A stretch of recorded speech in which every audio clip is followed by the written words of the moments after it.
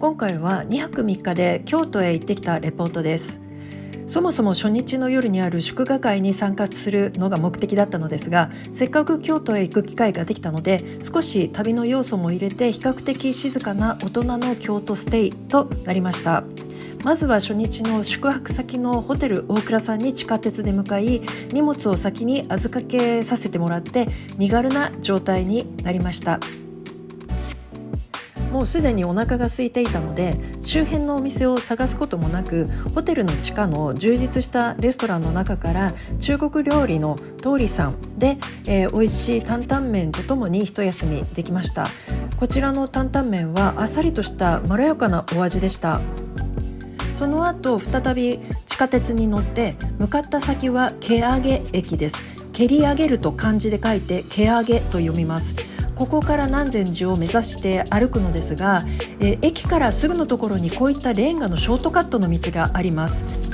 こちらはねじり万歩といって、1888年に三条通りから南禅寺に向かう道路を作るにあたって、上にある京車鉄道のトンネルのように作られた、明治時代の構造物です。なぜねじりという名前が入っているのかというと、中を実際に通り抜けてみると分かる通り、内部のレンガがねじられるように積まれています。これは上を通る鉄道に対して強度を上げるために斜めに作られて、トンネルの内部もそれに合わせて強度を上げるように螺旋状にレンガが組まれたそうなんです。さて、南禅寺の敷地に到着しました。この辺りには男子校もあって、この日は時間的に多くの男子校の生徒たちともすれ違いました。お寺が建つ歴史的なエリアに毎日通学している風景というのは、京都ならではのように私には感じます。この南禅寺は1291年の亀山法皇の時代に建てられたものです。高さが22メートルもある山門をはじめとしていくつも見どころがあって、自然の、周りの自然とも溶け込んで雄大な景色が楽しめます。この山門は日本三大門の一つとされていて、1628年の大阪夏の陣で命を落とした武将たちの、慰霊のために建てられたそうです。あの伝説的な泥棒の、石川五右衛門が山門に入る桜をめでて、絶景かな絶景かなという表現を使ったとされています。そのまま中をくぐって先へ進みます。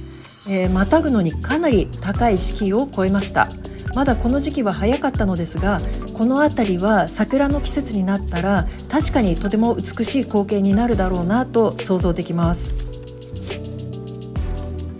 まっすぐ奥まで歩いていって、お参りなんかをしながら周辺の散策を続けました。この日は観光客の数もそれほどいなくて、歩いていると周辺の景色にもう自分がもうすっかり囲まれるような広大な空間で、ゆっくりと落ち着きながら楽しめる場所だったと思います。さらに歩いていくと、私の目にはスペイン・セゴビアにあるローマ時代の水道橋のミニチュアにしか見えないような赤レンガのアーチからなる構造物が現れます。それまでの寺院の雰囲気から一転した光景にしばらくびっくりしてしまいますが、これもまた明治時代に、西洋の建築技術が日本に入ってきた段階で、日本人たちのみでこれを作り上げた水路閣というものです。これは京都の人々の暮らしに不可欠な水の供給のために建設された人工運河の、琵琶湖疎水と、水路橋で分線にあたります。明治の技術の結晶の独特な存在感がこの周辺の風景にも不思議としっかりと溶け込んでいるように見えました。再び地下鉄の蹴上駅へ向かう途中ですが、道の脇を流れる水路もなかなか普段東京の生活では見られないので、私にとっては新鮮でした。その後、祇園四条駅で降りて地上へ出ると、ちょうど目の前に南座があって、この時は曽根崎真珠の特別公演が演目となっていました。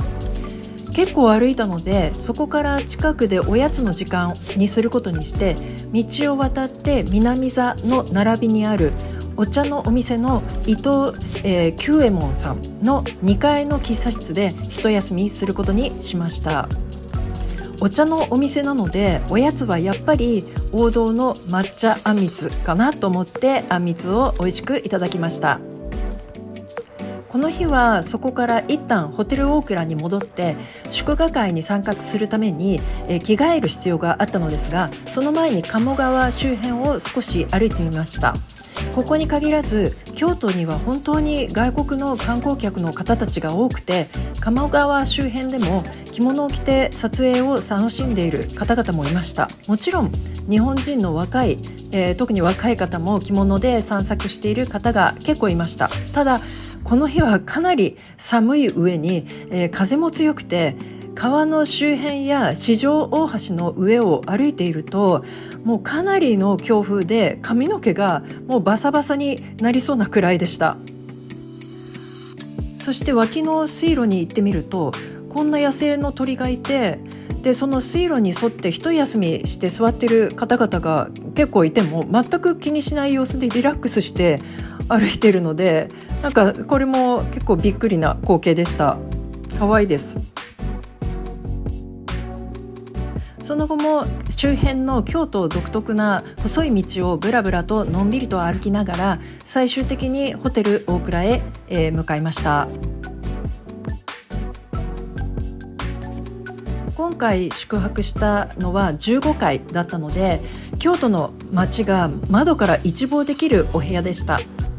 かなり大きなホテルで、エレベーターから降りてまっすぐ、廊下を歩いていきますが、手すりから真下を眺めることができて、高所恐怖症でなくてもかなり下を見るとスリリングな、光景でした。今回は、1部屋3人の宿泊で、ベッドもしっかりと3つお部屋に設置されていました。比較的コンパクトな作りですが、バスルームの方も清潔感があって、シャワーコーナーとバスタブが、別に設置されていたりして、そしてアメニティグッズも豊富に、置かれていたので、結局満足度は高いホテルかと思います。その後夕暮れ時になってから改めてホテルから出発して、そこから徒歩数分のところに位置する京都河原町のフォーチュンガーデン京都という名前の建物に向かいました。京都市庁舎の前も歩きましたが、とても重厚感のある建物で、さらにライトアップがされていて綺麗でした。こちらのフォーチュンガーデン京都という建物は、今はウェディングやパーティー会場として使われている場所ですが、とても歴史が感じられる建物です。もともとは島津製作所河原町の旧本社で、近代建築家の巨匠と言われている武田五一さんの、監修と設計で1927年に作られたものだそうです。近くに位置する京都市庁舎も、武田五一さんの設計で、どことなく雰囲気が似ているように感じます。内部のデザイン性にも優れています。こちらの4階の、スペースで祝賀会がありました。外にも美しくソファーが設置されていたりして、もっと暖かくなった時には外でくつろぐのも良さそうです。京都には中心地にもあちこちに重厚感のある歴史的建造物が今でも再利用されているものが多くて、その一つに今回はお邪魔できてよかったです。京都ステイはまだ続くので、どうぞ続きもご覧くださいね。